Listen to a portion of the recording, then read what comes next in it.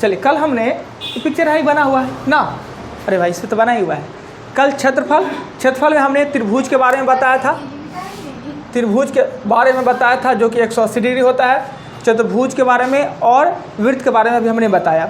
त्रिभुज के बारे में सभी बात हमने बता दिया, चतुर्भुज के बारे में 2 चतुर्भुज हमने बताया और वृत्त के बारे में अभी हमें बताना है। अब बताइए कल हमने बताया था त्रिभुज, कितने त्रिभुज का चर्चा किए थे जी हम? 6 गो। कौन सा? अच्छा कोई आदमी बताइएगा, ज्योमेट्री, ट्रिग्नोमेट्री, मेंसुरेशन, तीनों में त्रिभुज पढ़ते हैं। ट्रिग्नोमेट्री में भी त्रिभुज पढ़ते हैं, ज्योमेट्री में भी और मेंसुरेशन में भी, अर्थात त्रिकोणमिति, क्षेत्रमिति और ज्यामिति, तीनों में त्रिभुज पढ़ते हैं। तीनों में अंतर हम बताए होंगे कि तीनों के त्रिभुज में क्या अंतर होता है। सबसे पहले अभी जो हम पढ़ रहे हैं वो क्या पढ़ रहे हैं? मेंसुरेशन, क्षेत्रमिति पढ़ रहे हैं ना। इसमें किसी भी पिक्चर का पहचान हम उसके भुजा के अनुसार करते हैं, यानी भुजा के लंबाई चौड़ाई के हिसाब से भुजा की संख्या पे हम उसको काउंट करते हैं। दूसरा होता है ट्रिग्नोमेट्री, ज्योमेट्री में सिर्फ कोण से लेना देना होता है, कोण। और ट्रिग्नोमेट्री होता है उसमें भुजा और कोण दोनों से लेना देना होता है। तो अभी त्रिभुज के 4 गो त्रिभुज हमने बताया कल, 4 त्रिभुज बताइए, नाम बताइए। एक था समबाहु, एगो पहले समकोण जिसका एक कोण 90 डिग्री का होता है। दूसरा कहते हैं समबाहु जिसके तीनों भुजा समान हो। तीसरा समद्विबाहु जिसका 2 गो भुजा समान हो, 2 गो कोण समान हो। और विषम बाहु था ना। अगर हम आपसे पूछे कि त्रिभुज का क्षेत्रफल क्या होता है तो क्या दीजिएगा आंसर? 1/2 और लंबाई गुने चौड़ाई। अच्छा लंबाई चौड़ाई किसको कहेंगे? किसी भी आकृति में लंबाई चौड़ाई किसे कहेंगे?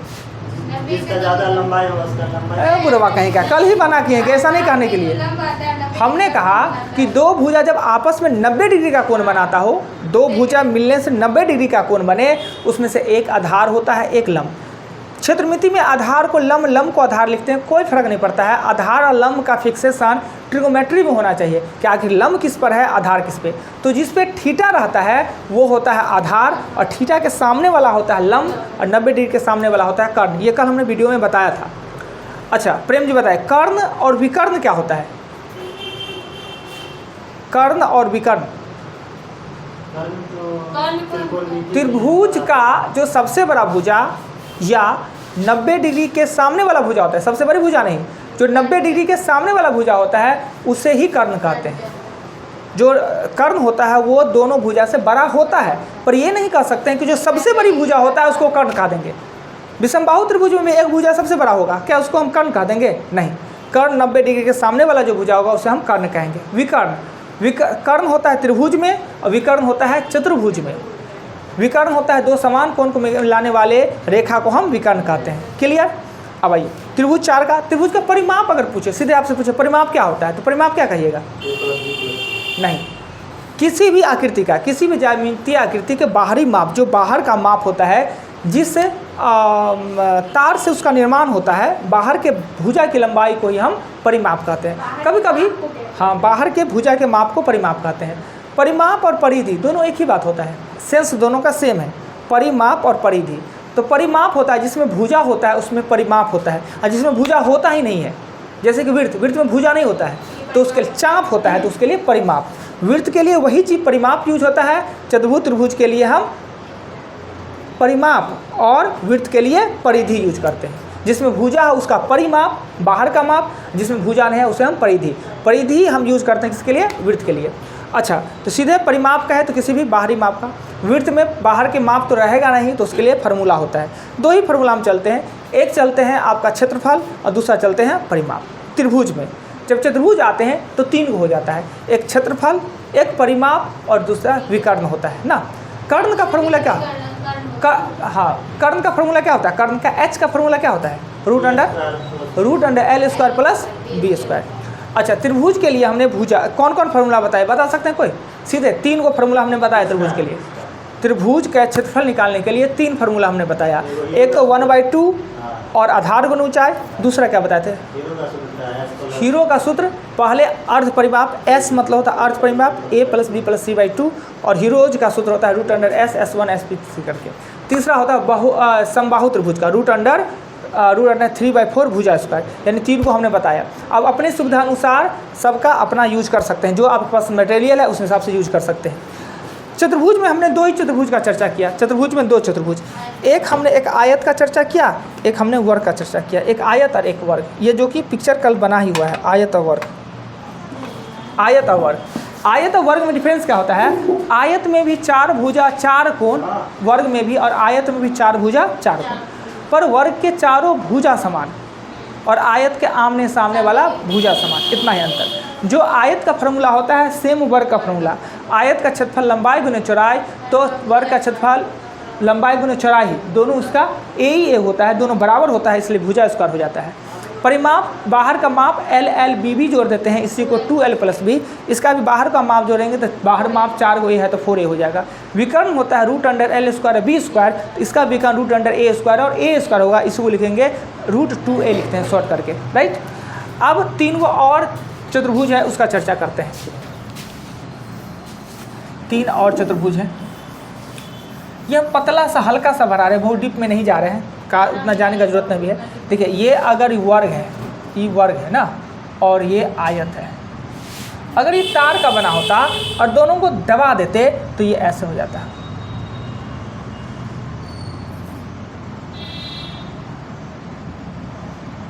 ऐसे हो जाता। अर्थात क्या, भुजा तो सेम रहता है, जैसे इसका भुजा ए है, तो इसका भी भुजा ए और ए हो जाएगा। सिर्फ क्या हो जाएगा, इसका कोण सब 90 डिग्री का था, इसका कोण टूट जाएगा, 90 डिग्री का नहीं रहेगा, पर आमने सामने मिला के 90 डिग्री पुरता होगा। दो सामने वाला कोण समकोण का योग 180 डिग्री का होता है, एगो कमेगा तो बढ़ेगा। तो अगर ये वर्ग है, तो इसका नाम क्या होगा, समचतुर्भुज। समचतुर्भुज में सभी भुजा समान, समचतुर्भुज में सभी भुजा समान पर सभी कोण नहीं समान, पर डिग्री में मान इसका भी 360 डिग्री होगा, इसका भी 360 डिग्री, इसको समचतुर्भुज कहते हैं, समचतुर्भुज कहेंगे। अबे इसी को तो दबा दिए, इसी को तो थोड़ी दबा दिए हैं, तो भुजा बदल जाएगा? नहीं होगा, कौन बदलेगा? आप तार से तार को मोड़ के बना लीजिए और उसको दुओं को दबा दीजिए तो भुजा थोड़ी बदलेगा, भुजा तो नहीं रहेगा, कौन से बदल जाएगा। अब क्या होता है, इसी को हम दो को पकड़ के दबा दे तो ये ऐसे हो जाएगा, ये ऐसे हो जाएगा, ऐसे ना, ये दोनों को दबा दिए। भुजा तो वही है, ई समानांतर था, ई भी समानांतर है, ई पैरेलल था, ई भी समानांतर है, पर कोण टूट गया। इसमें सब कोण 90 डिग्री का था, इसमें 90 डिग्री का नहीं है, इसको कहते हैं समांतर। जोड़ के तो 360 ना आएगा। हाँ 360, समांतर चतुर्भुज कहते हैं ना, समांतर चतुर्भुज। अब आता है झोपड़ी, पचमा आता है झोपड़ी, होता है झोपड़ी पचमा। और भाई वर्ग, आयत, सम, समांतर, और ये पचमा समलंब। समलंब होता है। समलंब के लिए क्या करते हैं, समलंब के लिए एक अलग फॉर्मूला क्षेत्रफल का 1/2 समांतर भुजाओं का ये हो,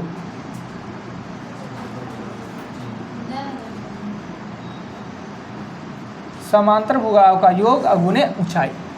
समलंब चतुर्भुज का क्षेत्रफल 1/2 समांतर भुजाओं का योग अगुने ऊंचाई करेंगे तो समलंब का। इतना आता नहीं आपको, वर्ग आयत ही डेली पूछ रहा है, फिर भी थोड़ा सा आगे तो पढ़ेंगे कि क्या होता नहीं है। मतलब चतुर्भुज कितना होता है, 5 गो, वर्ग, आयत, सम चतुर्भुज, समांतर चतुर्भुज और समलंब चतुर्भुज। यानी वर्ग से बना हुआ है सम चतुर्भुज, आयत से बना है समांतर चतुर्भुज, झोपड़ी टाइप का है वो समलंब। इसका एरिया का फॉर्मूला होता है 1/2 समांतर भुजाओं का योग गुने ऊंचाई। हाँ, इसमें क्या होता है कि क्या चीज़, हाँ परिमाप निकालिए ना, परिमाप मतलब परिमाप का टेंशन मत ले, बाहरी माप को परिमाप कहते हैं। और अगर इसका निकालना है, इसका 1/2 और D1 गुने D2 होता है, इसका क्षेत्रफल निकालेंगे। इसका क्षेत्रफल D1 D2 होता है विकर्ण, ये समांतर चतुर्भुज है, एगो विकर्ण ये है, एगो विकर्ण, दोनों विकर्ण अलग अलग है। ऐसे वर्ग का भी क्षेत्रफल होता है, वर्ग का 1/2 और विकर्ण का स्क्वायर होता है। वही चीज़ इसमें भी होता है, 1/2 और D1 और D2, मतलब दोनों विकर्ण अलग अलग है, इसमें दोनों विकर्ण समान होगा, इसलिए 1/2 विकर्ण स्क्वायर, इसमें दोनों विकर्ण अलग अलग होगा ना। हाँ क्या कह रहे थे आप? नहीं, ये दोनों भुजा अलग अलग होगा, समांतर तो होगा पर समान नहीं होगा। समलंब में आमने सामने का भुजा समांतर है पर समान नहीं है, दोनों अलग है। दोनों भुजा का योग और ऊंचाई गुना कर देंगे तो समलंब का क्षेत्रफल है। उसके क्षेत्रफल निकालने का वही तरीका है ना। नहीं तो एक ऐसे भी होता है, टेंथ में पढ़ेगा तो यहाँ से घेर देगा, यहाँ से घेर के इसको आयत बना देगा, दोनों को त्रिभुज बना देगा, समकोण त्रिभुज बना देगा, दो त्रिभुज को जोड़ देगा और आयत को जोड़ के निकाल देगा। वो टफ होता है जब ई पंखी वाला दे देता है, पंखी दे देगा और इसका हाइट दे देगा तो इसे निकालेंगे। अगर ये पंखी का हाइट दे दे, आपका दे दे 6 दे दे और इसका 10 दे दे, तो फिर हम इस ई पंखी 10 है तो इसका निकाल लेंगे, इसका क्षेत्रफल त्रिभुज समकोण त्रिभुज है, दो को गुना करके और आयत के जोड़ के करते हैं, देते हैं तो उसमें होता है। हाँ, आप लोग कंपटीशन में देगा, समांतर भुजाओं का अंतर दे देगा, ऊंचाई दे देगा, क्षेत्रफल दे देगा और पूछेगा एक भुजा पूछ लेगा, इससे ज़्यादा नहीं। इस फार्मूला से ही आपका काम चल जाएगा। अब आते हैं विड्थ पे, विड्थ राइट, इसको मिटा दें। हमने आपको त्रिभुज 4 को बताया और चतुर्भुज 5 को बताया। विड्थ होता है वो 2 को हम बताएंगे आपको विड्थ।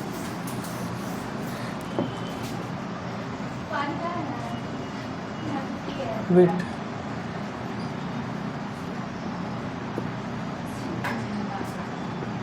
अर्धवृत्त। विड्थ के लिए सबसे स्पेशल होता है, विड्थ किसे कहते हैं?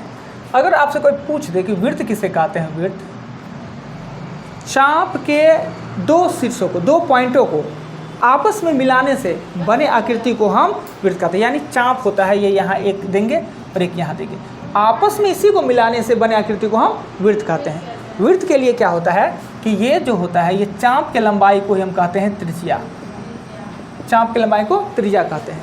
और पूरे को कहते हैं व्यास। व्यास यानी कि व्यास बराबर 2 त्रिज्या, व्यास बराबर 2 त्रिज्या। जहाँ भी चाप हो बिना पाई का उसका कुछ नहीं होता है। चाप बिना पाई का सॉल्व नहीं होता है। जो भी आकृति चाप से बनेगा उसमें पाई आना अनिवार्य है। पाई क्या होता है? पाई का मान होता है 22/7 और यह एक अपरिमेय संख्या होता है। देखिए 22/7 अपरिमेय नहीं होता, पाई का मान होता है 22/7 और पाई अपरिमेय संख्या होता है।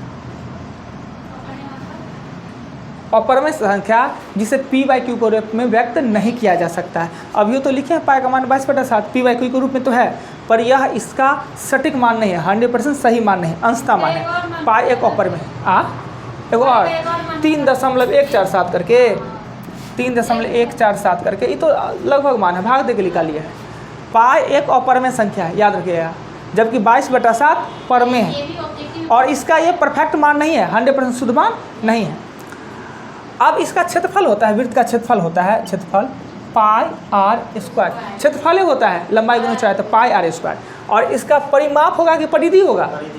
परिधि। परिधि परिधि होता है 2 पाई आर। अब आइए इसमें अभी और कुछ समझना है। वृत्त में अर्धवृत्त करेंगे, अर्धवृत्त, तो इसका अगर क्षेत्रफल कहेंगे तो इससे आधा क्षेत्रफल हो जाएगा, इसका आधा क्षेत्रफल। ये हमेशा याद रखिएगा कि प्रश्न में डी दिया है कि आर दिया है, इसको डी कहते हैं, इसको डी कहते हैं और इसको आर कहते हैं। व्यास को डी द्वारा होता है और त्रिज्या को आर द्वारा। रेडियस होता है और डायमीटर होता है, इसलिए डी से होता है, डी और आर होता है। ठीक, तो डी रहे तो उसको आर पे, कोई भी क्वेश्चन आर पे सॉल्व होगा, ना कि डी पर। अगर इसका क्षेत्रफल पूछे तो 1/2 कर देंगे, पाई आर स्क्वायर कर देंगे, इससे सीधे आधा कर देंगे। तो परिधि भी तो इसको आधा कर देना चाहिए। परिधि 2 पाई आर है तो इसको आधा कर देंगे तो हो जाएगा? नहीं, गलत है।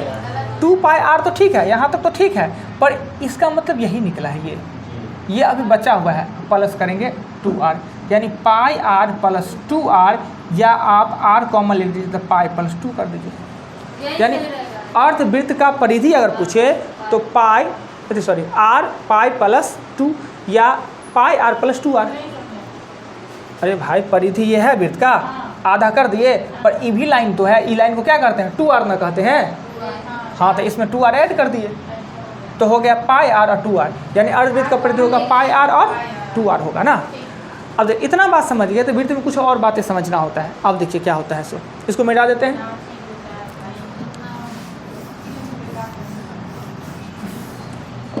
देखिए ये वृत्त है ना, इस वृत्त में आधा को त्रिज्या कहते हैं और पूरे को व्यास कहते हैं। आधा को त्रिज्या और पूरे को व्यास।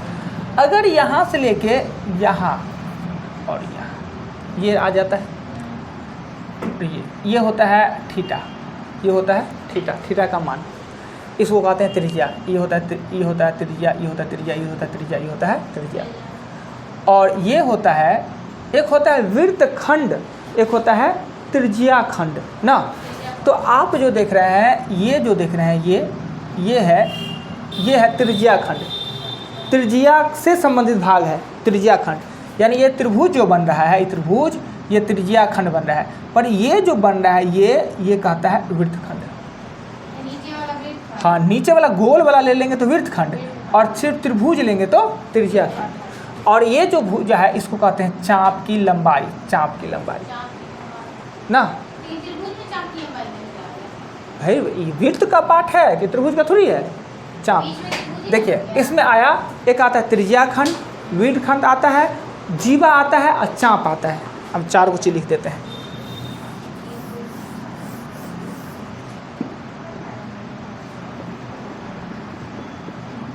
त्रिज्या खंड, वृत्तखंड, चाप, जीवा। हो गया। आगे हम बताते हैं, ये जो पिक्चर देखे इसको कहेंगे त्रिज्या खंड ना, त्रिज्या। इसको कहेंगे वृत्तखंड, वृत्त का पार्ट ना। चाप कहेंगे ये सीधा जो है, सॉरी ये जो कर्व है इसकी लंबाई को कहेंगे चाप, और जीवा जो सीधा वाला है इसको कहेंगे जीवा। ये चार गो बात है, इसी बात को जानना है। ऐसे इतना आपको आना नहीं है। आपको अगर वृत्तखंड का क्षेत्रफल पूछता है, वृत्तखंड का इसका क्षेत्रफल पूछता है, इसका क्षेत्रफल पूछता है, तो वृत्त का क्षेत्रफल पाई आर स्क्वायर होता है, पाई स्क्वायर। थीटा का जो मान दिया है यहाँ पर थीटा दे देंगे, नीचे में 360 देंगे, कह देगा वृत्तखंड का क्षेत्रफल ज्ञात करने के लिए। तो वृत्त का, ये तो वृत्त का पार्ट है ना, पिज्जा को 6 भाग में काट देंगे, वैसा ही ना आता है। पाई आर स्क्वायर थीटा, जो यहाँ पर थीटा है वो थीटा का मान 360 देंगे, तो वृत्तखंड का क्षेत्रफल निकल जाता है। इतना ही आपको ज़रूरत है एरिया में। अब एरिया में बनाना है आपका, सॉल्व क्या करना है एरिया में, कि एरिया में हम सब फार्मूला सभी बातें बता दिए, इतना बात को पूछ लेंगे। एरिया चैप्टर है आपके किताब में, आप लोग उसमें सब दे देंगे तो बहुत हार्ड है, क्या कि आर्ट्स वाला है थोड़ा सा ज़्यादा हार्ड है, उतना हार्ड तो आपसे पूछता नहीं है, उससे लो पूछता है, तो हमको क्वेश्चन उसमें सेलेक्ट करवाना होगा। अच्छा आज छोड़िए, आज रहते, कल हम पहले 10 एग्जाम्पल इससे संबंधित बताएंगे छाँट के, उसके बाद फिर हम आपको क्वेश्चन देंगे। पर इतना बात आपको कंप्लीट होना चाहिए, जो पूछे हमको जवाब दे, राइट।